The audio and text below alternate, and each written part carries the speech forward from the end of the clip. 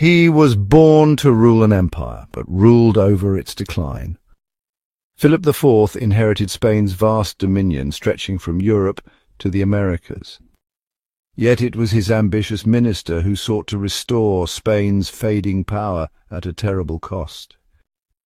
The empire bled in war, its treasury drained, its people burdened with crushing taxes.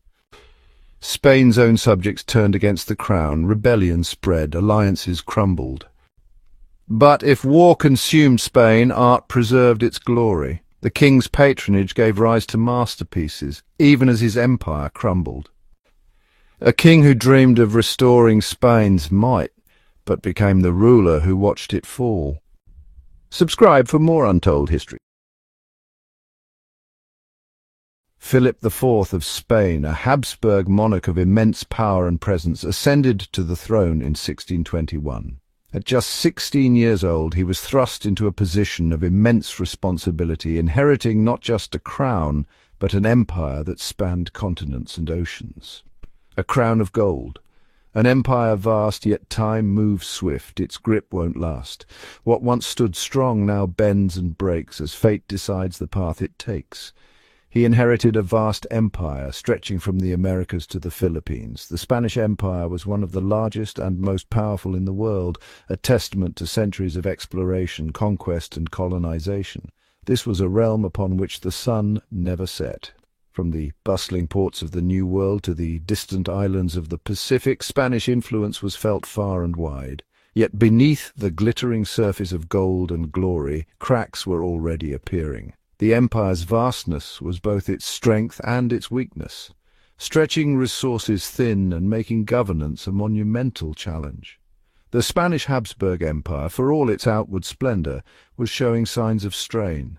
The grandeur of the royal court masked underlying issues that threatened the stability of the realm. Decades of expensive wars and lavish expenditures had taken their toll. The constant need to defend and expand the empire drained the treasury and exhausted the military. Philip, however, was determined to reverse this decline. He was not content to be a mere figurehead. He sought to be a ruler who would restore Spain to its former glory. He envisioned a Spain restored to its former glory, a dominant force on the European stage. His ambitions were grand, and he believed that with the right strategies he could achieve them. He dreamt of crushing his enemies, expanding his territories, and securing his dynasty's legacy for generations to come. His vision was one of a powerful and unassailable Spain, respected and feared by all. His reign, he believed, would be one of action and achievement. He was determined to leave a mark on history, to be remembered as a king who did not shy away from challenges. The young king, barely 16 at his accession, possessed a strong sense of duty and a deep-seated belief in his divine right to rule. He was educated in the arts of governance and warfare, prepared to take on the mantle of leadership. He was acutely aware of the weight of history upon his shoulders. The legacy of his forefathers loomed large, and he felt the pressure to live up to their achievements. He was determined to prove himself a worthy successor to his illustrious forefathers, Charles V and Philip II. Their reigns had set high standards, and Philip IV was resolved to meet and exceed them. He would be a king of action, not merely a passive spectator to his empire's fate. With a clear vision and unwavering determination, Philip IV embarked on a journey to reshape the destiny of Spain, striving to restore its former glory and secure its future. Trumpets sound, the banners rise, but war is waged with blood and cries.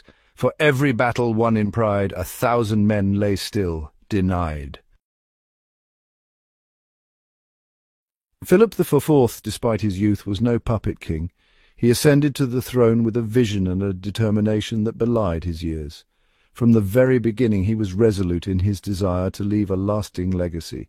He possessed a keen intellect and a strong work ethic, immersing himself in the affairs of state. Unlike many monarchs who relied heavily on their advisers, Philip IV took a hands-on approach.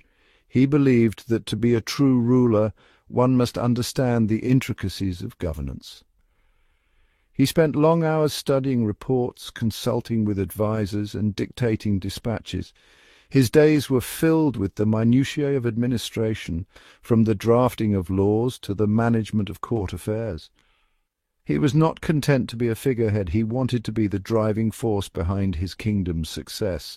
He was determined to understand every facet of his vast empire and to rule with a firm hand. His dedication was evident in the way he meticulously reviewed military strategies, economic policies, and diplomatic relations.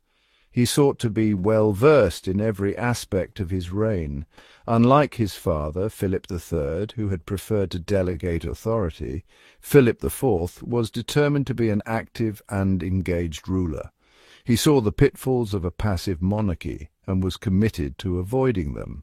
His father's reign had been marked by a reliance on favourites and ministers, but Philip IV wanted to be the master of his own destiny.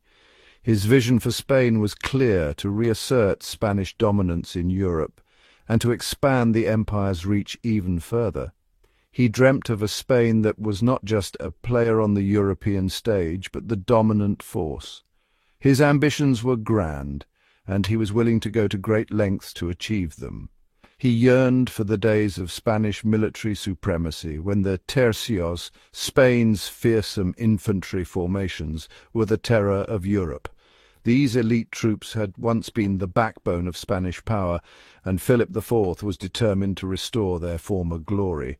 He believed that a strong military was essential for maintaining and expanding his empire. He dreamt of crushing the enemies of Catholicism, particularly the Protestant Dutch who had dared to revolt against Habsburg rule. The Dutch revolt was a thorn in his side, and he saw it as his divine duty to bring them back under Catholic control. His religious fervour was matched only by his political ambition. This ambition, however, would be costly. The wars he waged required vast amounts of resources, both in terms of manpower and finances. The toll on his kingdom was immense, and the strain was felt across all levels of society. Spain's resources, though vast, were not limitless. The treasure fleets from the Americas brought in silver and gold, but even these riches were not enough to sustain the constant warfare. The royal treasury was under immense pressure, and the economic strain was becoming increasingly apparent. The treasury had been drained by decades of warfare, and the empire's armies were stretched thin across multiple fronts. The soldiers were weary, and the constant battles took a heavy toll on their morale and effectiveness. The once invincible Spanish military was showing signs of fatigue. Moreover, the Spanish economy, heavily reliant on silver imports from the Americas, was facing growing competition from other European powers. The influx of silver had initially brought great wealth, but it also led to inflation and economic instability. Other nations were beginning to challenge Spain's dominance in trade and commerce, further complicating Philip IV's grand ambitions. In halls of power, whispers grow as trust dissolves and tempers show. The flags of old now torn and frayed, a throne once firm now stands betrayed. To achieve his ambitious goals, Philip IV relied heavily on his chief adviser, Gaspar de Guzman, the Count-Duke of Olivares. Olivares was not just any adviser, he was a man of immense intellect and vision, whose influence over the Spanish court was unparalleled. His strategies and policies would shape the future of Spain for decades to come. A shrewd and ambitious man, Olivares shared the king's vision of a resurgent Spain. He was known for his sharp mind and his ability to navigate the complex political landscape of the time. His ambition was not just for personal glory, but for the glory of Spain itself. He believed that Spain had the potential to be the greatest power in Europe, if not the world. He believed that Spain's greatness lay in its ability to project power abroad and to maintain its dominance within the Holy Roman Empire. Olivares was convinced that a strong and unified Spain could control vast territories and influence the course of European politics. He saw the Holy Roman Empire as a crucial part of this strategy, a bulwark against the rising powers of France and the Protestant states. Olivares was a proponent of a centralized and aggressive foreign policy. He argued that Spain needed to be proactive in its approach, taking the fight to its enemies rather than waiting for them to strike. This meant not only defending Spanish territories, but also expanding them whenever possible. He believed that a show of strength would deter potential adversaries and secure Spain's position as a dominant power. He believed that Spain should wage war relentlessly against its enemies, both within and outside its borders. Olivares saw war as a necessary tool for maintaining and expanding Spanish influence. He was not afraid to use military force to achieve his goals, and he believed that the Spanish army was more than capable of handling the challenges it faced. His strategies often involved complex military maneuvers and alliances designed to outflank and outfight Spain's enemies. He argued that Spain's enemies, sensing weakness, were circling like vultures, eager to pick apart the empire. Olivares was acutely aware of the threats posed by rival powers and internal dissent. He believed that any sign of weakness would be exploited by Spain's enemies, leading to the disintegration of the empire. To prevent this, he advocated for a strong and decisive response to any challenge, whether it came from within or outside the empire. Only through strength and determination, he maintained, could Spain hope to survive. Olivares believed that the Spanish people needed to be united in their resolve to defend their empire.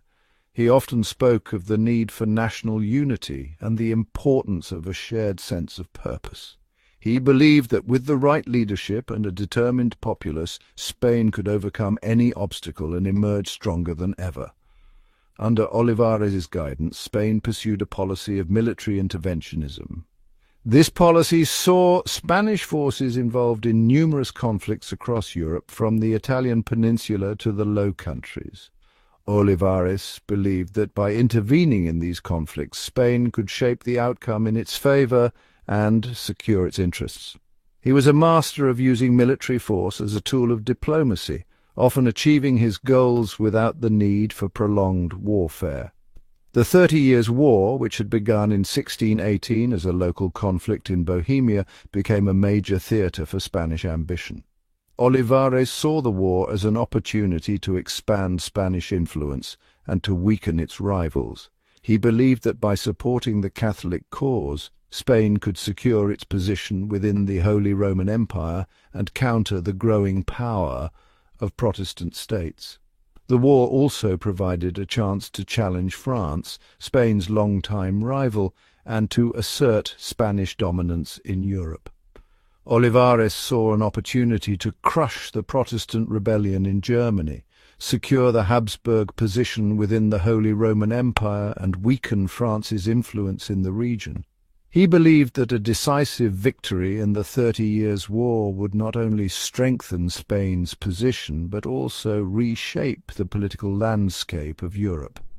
His strategies and policies during the war were aimed at achieving these goals, and he was willing to take significant risks to see them realized. Through his leadership, Spain became a central player in one of the most significant conflicts of the 17th century, leaving a lasting impact on European history. If war may steal, then art shall give, a painter's stroke, a song to live. Though walls may crumble, crowns may fade, the artist's hand keeps kings engraved. The 30 Years' War, however, proved to be a costly gamble. Spain's involvement in the conflict, while initially successful, drained the treasury and stretched the army to its breaking point. The war, fought on multiple fronts across Europe, required vast sums of money to pay for troops, supplies, and logistics. The Spanish Tergios, though renowned for their discipline and fighting prowess, were outnumbered and outmaneuvered by the French and their allies. The war also took a heavy toll on Spain's population. Thousands of young men were conscripted into the army, leaving farms and workshops undermanned. His hands, once firm, are now weak and worn. His banners were lost, his armour torn. He gazes out upon the past, and wonders why it could not last. The constant demand for more soldiers and more resources led to increased taxation and forced loans, further burdening the Spanish people. Moreover, Spain's involvement in the 30 Years' War had unintended consequences. The conflict, initially a struggle between Catholic and Protestant factions within the Holy Roman Empire, evolved into a wider European war with France, Sweden and other powers joining the fray. Spain, already overstretched, now faced a coalition of enemies determined to diminish its power and influence.